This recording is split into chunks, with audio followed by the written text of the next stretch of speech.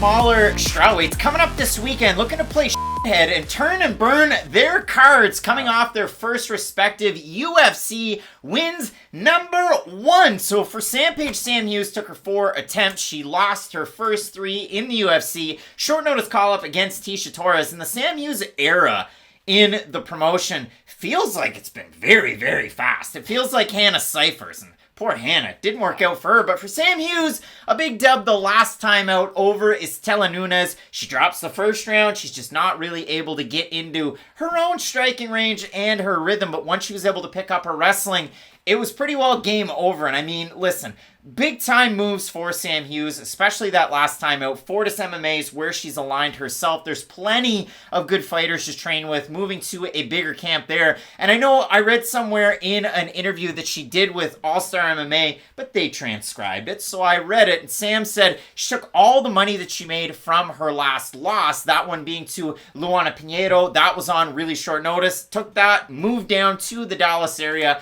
and got prepared for her last camp. And I was very, very impressed that Sam Hughes, once she was able to implement that game plan, did look very good. And I wanted to give credit where credit's due, because we talk about Saif Saud all the time. He usually likes the tweets out there on Twitter. But between round 2 and round 3 in that fight that Sam Hughes had her last time out, this was a quotable.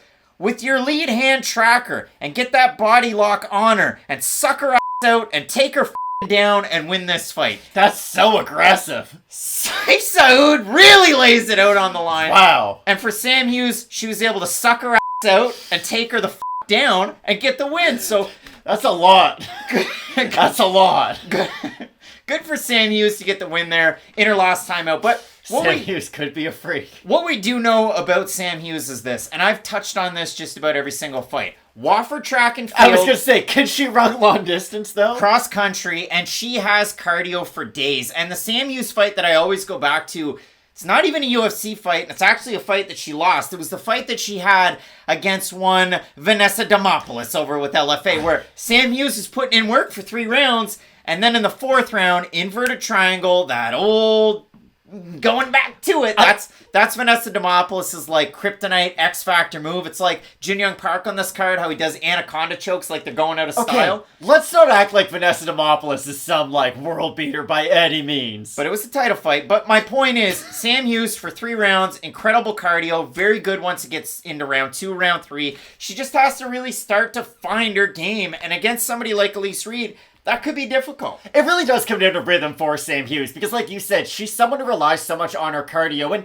I don't mean this to be rude, but that really is sort of her only skill that stands out amongst the rest. Like, I would say her wrestling is good, but it's still quite average amongst the division, and that's the problem. Her level of competition is high, especially early on when she fought Tecia Torres, but my issue with Sam Hughes is, it feels like any time her opponent is like an 8.5 out of 10 or a 9 out of 10 in one skill, they can kind of just keep that fight to their one skill and keep on going back to it, because she's, like I said, a good wrestler, especially later, I would say, but early on in the fight, she does chase her takedowns quite a bit. She's not the most comfortable striker on the feet, and I feel like that's me saying it very respectfully, because she does hold her hands very high up, but she doesn't have a very reactive guard. It's very stiff on the feet, and it's just her kind of reacting to the shots coming her way and trying to get it more into that clinch situation. Now, we had said before the camera went on that I'm kind of curious to see what these two look like when they face off, because in my mind's eye, I feel like Elise Reed will match up physically a lot better with Sam Hughes than maybe the Tapology page would suggest, because it does have Sam Hughes listed a couple of inches taller, and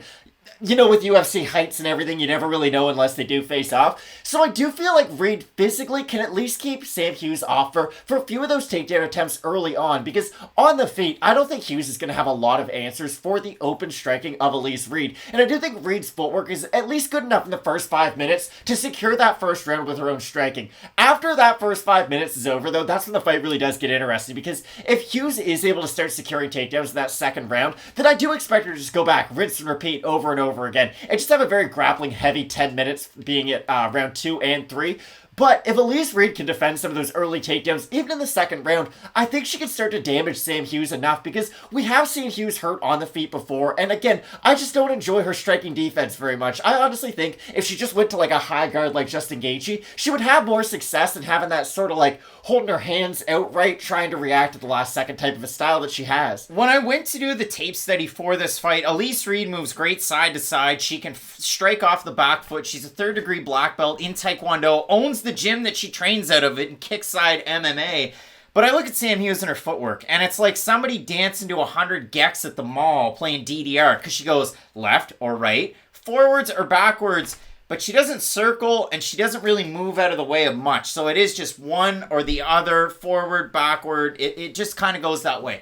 Again, I expect Sam Hughes to continue to progress at Fortis MMA. Still very young in her overall career. She only has 10 pro fights to her record. Same can be said for Elise Reed, but again, I think she's kind of set in the fact that she's a very good striker. She can strike with volume. If you want to consider, Sam Hughes wrestling where it's at, and then Elise Reed, when she was 1-0 off a win over Orion Star, you know the name, she did go out there and beat Jasmine Jasudavicius. Now, again, it's a very close fight. It was a split decision. It was a tale of Jasmine's wrestling, Elise's striking. Who did you think won?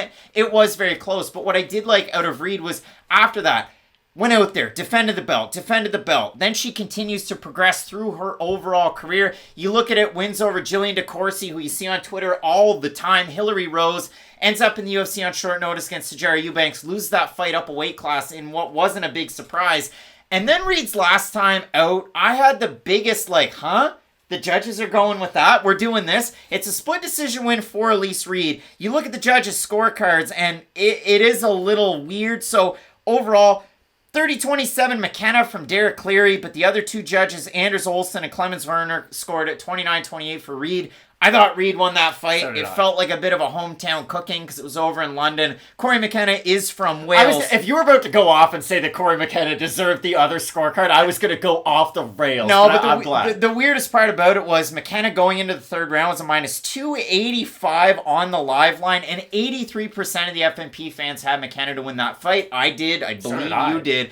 Based on the takedowns on McKenna, but she wasn't able to get them going. Elise Reed was teeing off on the feet. And that's what I keep on going back to. Is Sam Hughes that much better than Corey McKenna at any individual skill of MMA, other than her cardio being better? And Corey McKenna doesn't even have bad cardio. Like, she can keep a fairly consistent pace for 15 minutes. And that's why I do favor Elise Reed. Not to cut you off, sorry, I did there. But for Sam Hughes, she does fight stylistically very similarly to Corey McKenna. And for McKenna, she's made some improvements with her game, but her overall goal is get the fight to the mat, get the fight to the mat. Elise Reed has now had, 3 camps of, hey, start defending takedowns, figure out how to strike off your back foot, and I do think that her natural striking base is at a much higher level than any one skill Sam Hughes brings into this fight. It really is a tricky one. You look at the odds for this fight, Elise Reed open a minus 150, still roughly there. Sam Hughes around a plus 130. We have a look at the Topology votes. Not a surprise to us, but they will be to you. No, I'm just kidding. I have no idea what they are.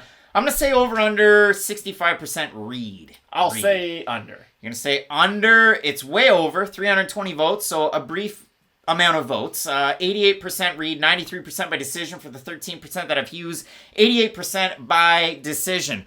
Matt, Elise Reed's had more than 3 camps to defend takedowns. She's had a whole amateur career in every other fight that she's had. It's been to defend takedowns because she is a striker at heart. Could Elise Reed, struggle with some of these attempts from Sam Hughes? Sure, she could. I think Elise Reed keeps it standing, continues to strike away. Sam Hughes has improved with her hands as well. You got to consider this. This is a track and field athlete and a cross-country athlete that's parlayed in MMA. She had a pro debut in 2019? She's going to get better, and she has gotten better. Just signed a new deal as well, so I wanted to give props where... Remember that time Sam Alvey signed a new deal, then lost his next fight and got cut? I'm sorry to be the Debbie Downer here. When did Sam Alvey get cut?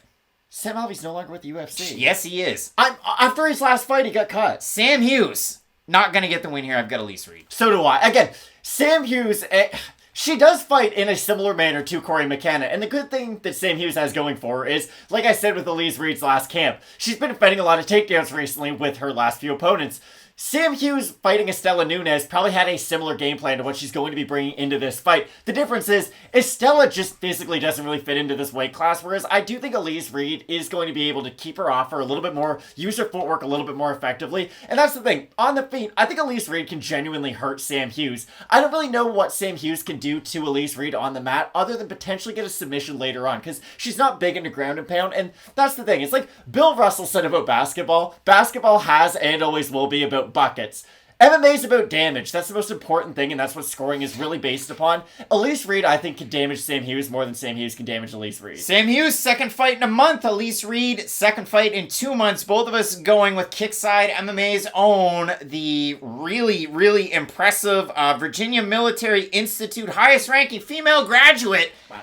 Elise Reed to get the win. There's your B-Dub-Dubs fact of the day. We got some big-time fights coming up in this card, including a bantamweight marquee matchup between the former champ Holly Holm and rising star Ketlen Vieira that you're not going to want to miss. Keep it locked in with Fight Night Picks. We always say, let's get into it.